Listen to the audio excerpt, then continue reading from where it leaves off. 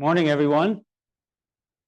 Thanks for the kind introduction. Thanks to the Hunter's Hope Foundation for allowing me to come another year and also to speak to you this time. I do have slides like right there. This one. Let's do this one. And so I'm here to talk to you about newborn screening for Krabbe disease. And I thought I should go a little bit further back and kind of tell you a little bit about newborn screening.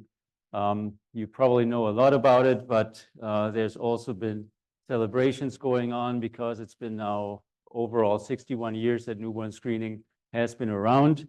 And so I thought I should give you a little bit more history about that. So newborn screening is a public health program. So that is something that is important to remember, where you screen a whole population of babies. And most of them are just fine. And we're trying to find those few that have a disease where you can start a treatment early on so that these patients don't die, don't develop disease or disabilities. And this is done by collecting that little bit of blood on a filter paper on the second day of life with a heel stick. And then you send that blood spot to a lab where they look for specific or sometimes or often actually non-specific markers that are indicative of the disease that you want to identify. There are two exceptions to the blood spot rule. One is screening for hearing loss, which is done at the bedside by a hearing test. And the other one is looking for severe heart disease, where the baby gets their oxygen measured in blood by just looking at with a finger device that doesn't hurt, no sticking. So it all goes back to Dr. Robert Guthrie, who was a scientist not far from here in Buffalo, who was actually involved in cancer research.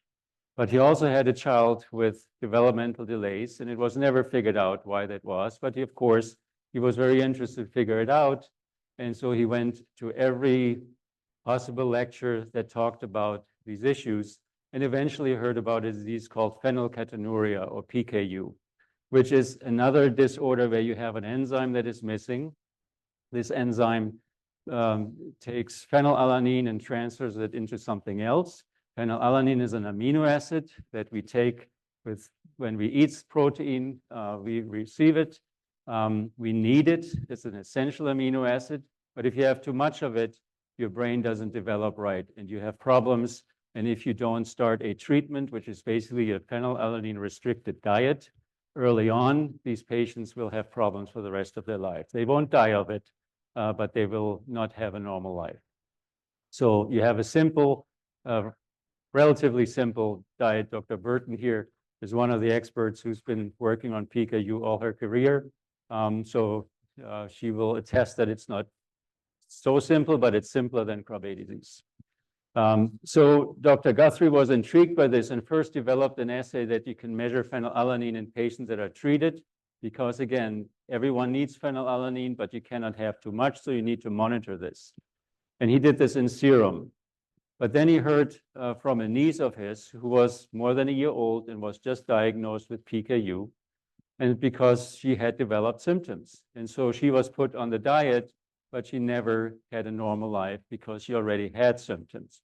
So this is when he had the idea, why can't we find these babies earlier and then do the treatment earlier? And that's when he had the idea to collect these blood spots on filter paper, as you can see him do in this picture.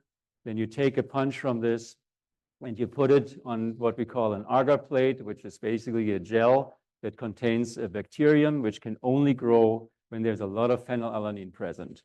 So when you have a baby with PKU, they have a lot of phenylalanine in their blood. You take these punches, put it on that agar plate, and when you see that the bacillus or the bacterium is growing, as you can see here in one sample, you know this patient has high phenylalanine, so probably has PKU. So this is how it started. In 1962, John F. Kennedy, at the time the president, who was interested in patients with neurological problems because he had a sister who was affected with one of those, with his support, and before that with the support of a family the support organization, so you guys are super important from the beginning of newborn screening. They started a trial in 20 states of this Guthrie test to screen for PKU. The professional societies, like the American Academy of Pediatrics, was against screening for PKU. Why were they against it? Because they said this is a super rare disease, costs a lot of money to do the screening. We have so many other things we have to pay for. We don't want to take away money and put it into newborn screening. However, when the screening trial started, very quickly they identified many babies with PKU, and they were given the treatment and therefore had a chance to have a normal life. And so Massachusetts in 1963 added or started a mandated newborn screening program for PKU, as did Oregon, which already added a second condition called galactosemia. And also it then basically went across the country. And here you can see the implementation of newborn screening across the United States. So you can see that Massachusetts, Oregon, and my favorite state, Vermont, were the first states that screened for PKU. In New York, they celebrate this year, 60 years, I assume, Joe? Yes, they're celebrating, so we all can celebrate that New York started 60 years newborn screening. But you can also see that newborn screening was always a state-based thing. So Louisiana didn't start until 1985 to screen. So if you were born in Louisiana in 1984, you did not have a newborn screening, which is hard to believe, but it's true. So then more things happened in newborn screening because, again, there were more conditions that kind of met the criteria of PKU, where you have a treatment, but you have to start it early so that the patient can have a normal life.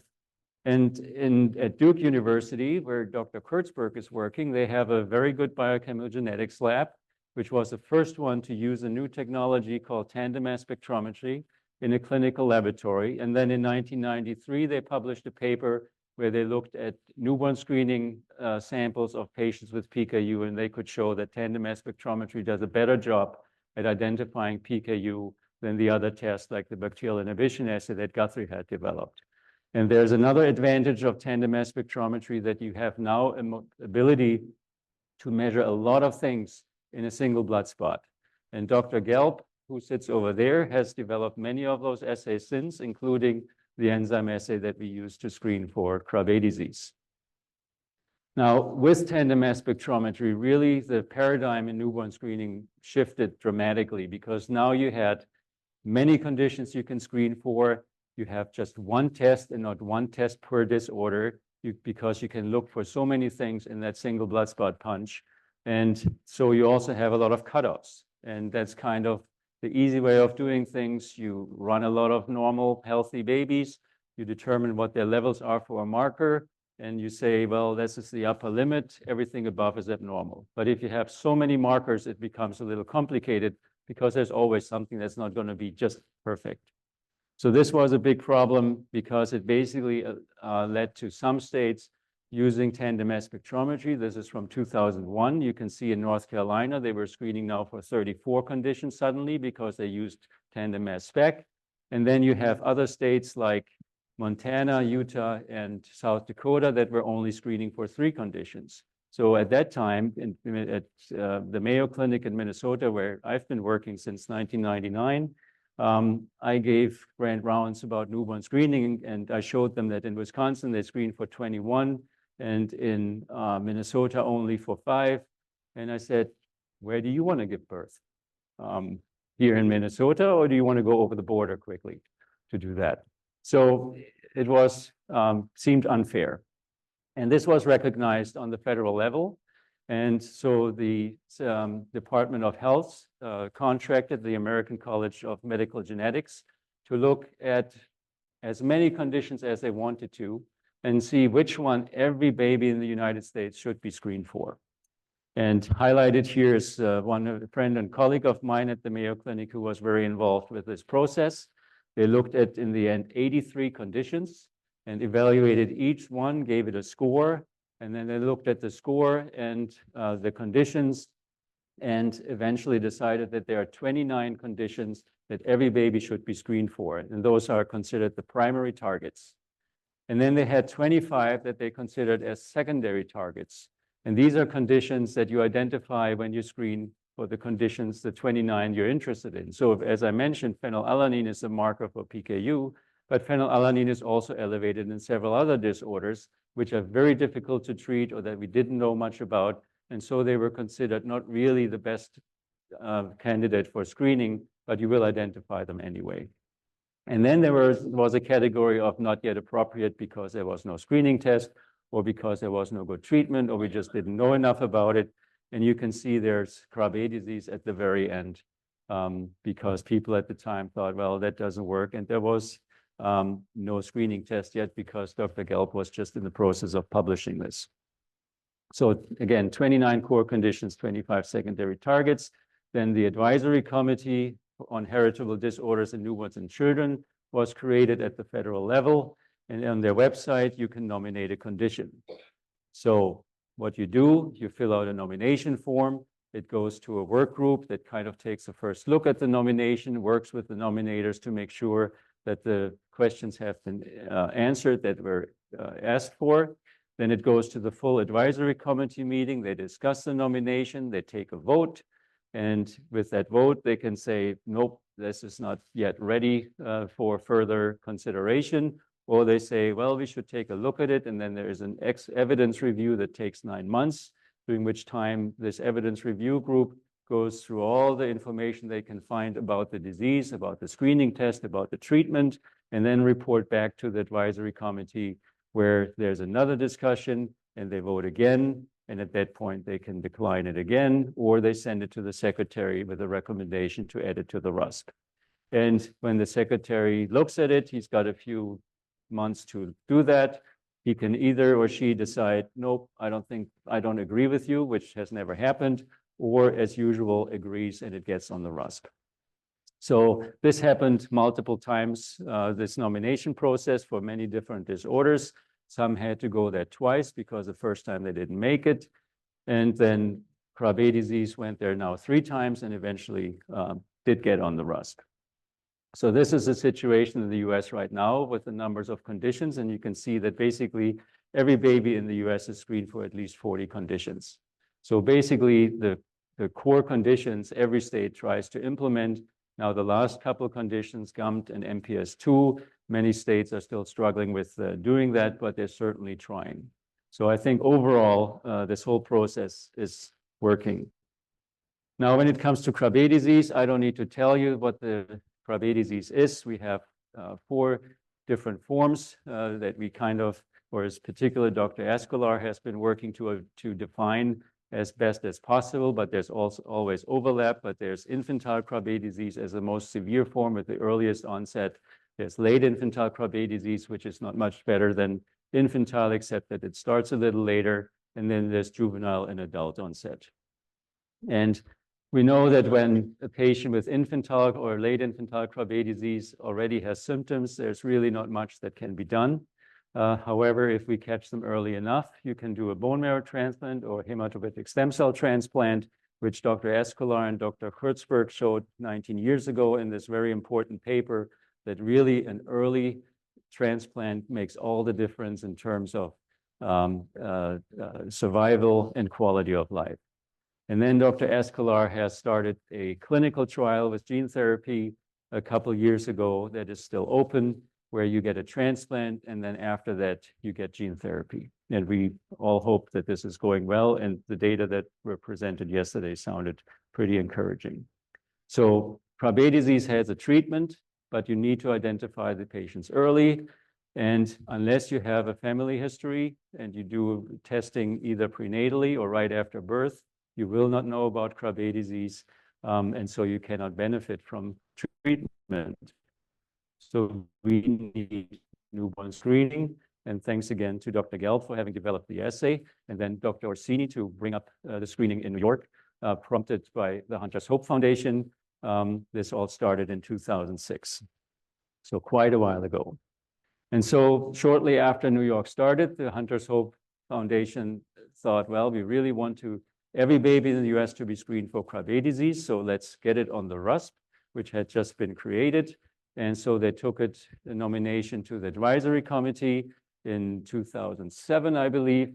And then 2 years later, it was finally reviewed and decided. And they said, no, it's not ready for prime time yet, because we don't know enough about what actually this early infantile Krabbe disease is. That's what we considered at the point at that time. We don't know enough about the screening test, how good it is, the diagnosis when you have an abnormal screen, how quickly can you confirm that it's actually Krabbe disease and not something else or nothing, and how good is the treatment. So they had a lot of questions, which at the time I thought were reasonable, because while New York was screening, it was not a perfect screen. And you cannot always ask for perfect, but you want near perfect. And the problem was that at the time when New York started, they knew that enzyme activity alone is going to create a lot of false positives, because there are healthy people who have low GALC activity that doesn't make them sick, but it is not in the normal range. So they would be identified if you only screen for activity. So they decided, well, we can also look at the gene. And so we do quick sequencing, which is actually quite remarkable, because it's not so easy to get DNA out of a little blood spot. So they did an excellent job in bringing that up. And however, the expectation was that this will clarify who has Krabbe disease and who doesn't. But unfortunately, that wasn't the case, because what we learned is there are a lot of different variants in that gene where we just don't know what they mean. So after 8 years, they did a review of the findings and published that in 2 papers. And this is a clinical paper where they were very clear that, yes, we're screening for Krabbe disease, but if you want to do it, you want to consider the risks and the benefits of doing that, because it is not as easy as we hoped. And the primary reason, as I already suggested, is that you find so many different variants in this gene. And currently, if you look, there are 1,510 different variants listed on a website that kind of tries to keep track of all the variants, and which also tells you whether they cause disease or they don't cause disease. But as you can see, 3/4 of those variants, we don't really know exactly, does it cause disease or does it not? And this is the problem that we had in newborn screening for Krabbe disease, that you have these uncertain cases or patients in waiting where you don't know whether they will ever develop symptoms.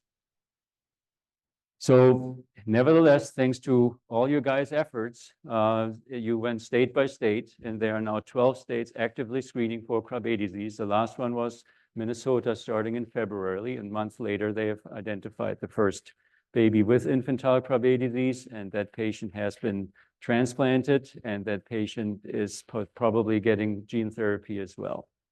So this means that already 1/3 of the US baby population is getting screened for Krabbe disease. So that is quite remarkable to get this done that far before it actually ends up on the RUSP. The next state is likely Iowa. And when Iowa screens, that probably means that North Dakota, South Dakota, and Alaska will screen as well, because they send all their blood spots to the lab in Iowa to get the screening done. So another win. And I know a little bit about this because in 2016, the state of Kentucky passed a law, or 2015, they passed a law to add Krabbe to their panel.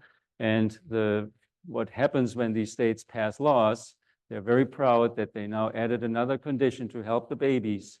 And then the politicians give no money to actually do the job. So just passing a law isn't everything. So Kentucky didn't have the space, didn't have the equipment, didn't have the people, but they were supposed to do it quickly. So they reached out to us and asked whether we could help them. And we, after some back and forth, we agreed to not just screen for Krabbe disease, but also for MPS I and Pompe disease, which were already on the RUSP and we thought should be done. And so we did. They also asked us to do molecular, and we said no. We don't do molecular as a second-tier test. We do it as a third-tier test. We'd still do a second-tier test, but what we do is when we think this baby may have Krabbe disease, we look at a different marker that's called cyclozine. So cyclozine, the first time I heard about cyclozine is when Dr. Orsini here about 12 years ago presented his data on measuring cyclozine in babies with Krabbe disease and found that actually they have high cyclozine levels. So I asked Dr. Orsini whether I can send him some samples. And he said, sorry, I wish you could because I don't have that test in my lab anymore. He was working with Genzyme, and so it was kind of a feasibility study. But he was very open to share how they actually did this, even before they published their paper. So we worked together and brought up our version of the assay of cyclizine, and then we worked with Dr. Gelb and improved it further.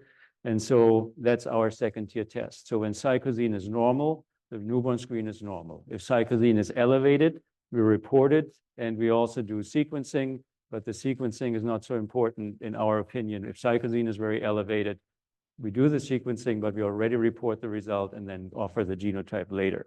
We found 2 babies with Krabbe disease in Kentucky at this point. Both of those had a genotype of uncertain significance. So it was, they had one pathogenic variant where we know this causes disease, and the other one was a variant where it's like, yeah, could be, maybe, haven't seen it before. So this is a baby, both of these babies would not have gotten a treatment at 24 days or 30 days if it had been just one of those. Yeah, I don't know exactly. So cyclizine really makes the difference when screening. So working more on cyclizine and newborn screening for Krabbe disease with more people. In 2020, we published this paper where we said, okay, this is how you do it. You measure GALP activity, you do cyclizine, and then you do follow-up. And if cyclizine is really high, it's an emergency, and you have to immediately contact the transplant center. Usually, Dr. Kurtzberg is the first one who gets the call, and then she figures out where they should go. So what we take out of this is now the genotype of uncertain significance, because again, with cyclizine, you know. Now, sometimes cyclizine is just a little bit elevated and you have these weird genotypes, and then we have a discussion and Dr. Orsini will tell you how that happens. But at this point, we felt pretty confident that we could go forward and do another nomination of Krabbe disease to the RUSP. And so 2 years ago, the nomination went in the second time. And the advisory committee said, yeah, let's take a look. Let's do an evidence review. And in February of last year, they came back. They discussed the findings.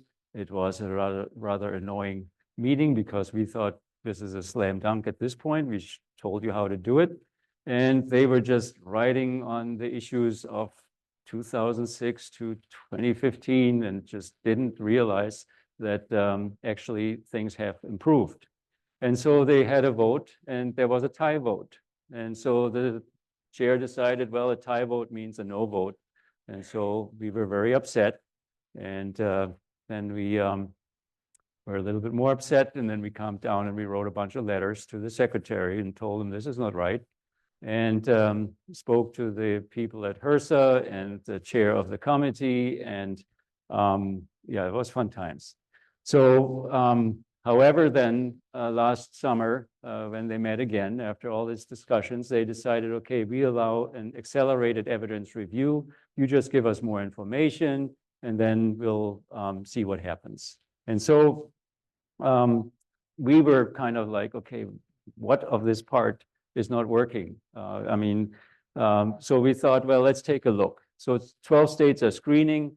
8 of those were using cyclizine and were screening for more than a year. So let's ask them, what are they actually doing?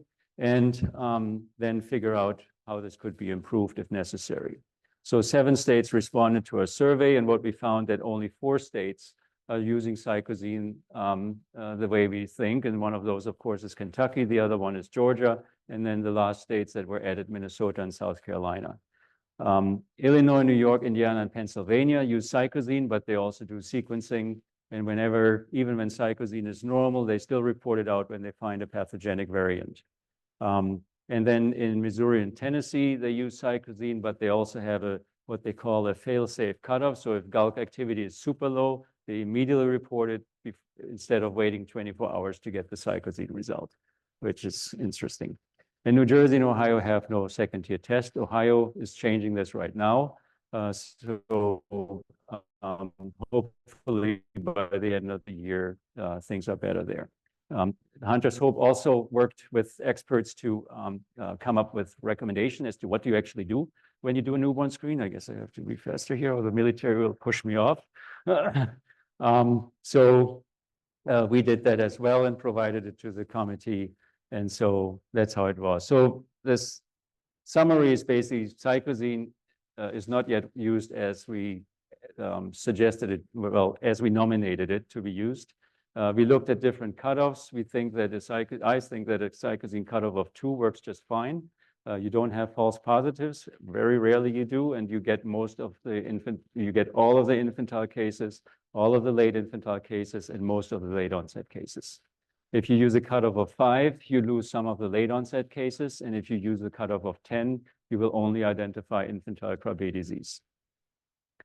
So the committee did their quick review, and then in January of this year, as you all know, they were voted in favor, but with the differences that they said infantile Krabbe, they want to get infantile Krabbe disease as defined by low bulk activity and cyclazine greater 10 nanomolar on the RUSP. And so on July 1st, the secretary published this letter where he said, okay, I agree with you, we should do that. And added infantile Krabbe disease due to low bulk activity and high cyclazine greater 10 to the RUSP. This, he points out, is not a requirement. So what does it mean? Every state can still do what they want. So as stakeholders, you're not done yet. If you live in a state that doesn't screen yet for Krabbe disease, you have to make sure that they do it. You have to make sure they do it right. And then you have to tackle with them what cutoff to use. Now, my recommendation is 2, because in our hands it works great and you don't lose patients. If they use a cutoff of 10, it's only going to be infantile Krabbe disease. Are they allowed to use a different cutoff? Absolutely. Just because the secretary or on the RUSP it says infantile Krabbe disease with a cutoff of 10, the state can say, well, we're using a different cutoff. So the secretary also says the Affordable Care Act provides funding for screening, so that shouldn't be a problem. But nevertheless, we should always make sure that the states kind of are careful not to create a lot of false positives, because that is costing a lot of money and a lot of anxiety. As you know, no one wants to hear about Krabbe disease. So again, there's more work to be done by us stakeholders, and I'm going to go through this quickly. You can tell the states there are act sheets and algorithms to help providers who get an abnormal result. What are the next steps? What do you have to know? There is an 8-minute video that gives you all the information about Krabbe disease that you need to know as a provider. And then the secretary asked that in 5 years, he gets a report about how is the implementation going? Are patients getting into treatment in time? How is the treatment going? Basically, is it all good, or should we remove it again? Now, nothing has been removed yet from the RUSP, but theoretically, it is possible that you can remove a condition. On a statewide basis, it happened that some conditions were removed because they felt it doesn't make any sense. So in the end, these are now is a recommended uniform screening panel with 38 conditions and 26 secondary conditions that they list, but there are more secondary conditions, and I don't know why they don't list the other things that you identify when you screen, for example, for adrenoleukodystrophy, because Zellweger spectrum disorders are not listed here. And I would recommend they also add late onset forms of Krabbe disease as a secondary target. And with that, I would like to thank you for listening to me and everyone in my lab, which is a very dedicated group. When we know, when Dr. Kurtzberg calls and says, I have a kit and I need to know the cyclazine, then we are looking out for that and make sure that she gets those results. So I'm very proud of this laboratory. I'm grateful to all the collaborators in the states and in the research labs, like Dr. Gelb, Dr. Orsini, the Rosenow Family Foundation, who gave us money along the way to bring up these essays, and of course the Hunter's Hope Foundation, who are always helpful when it's about Krabbe disease or leukodystrophies, et cetera. So thank you very much.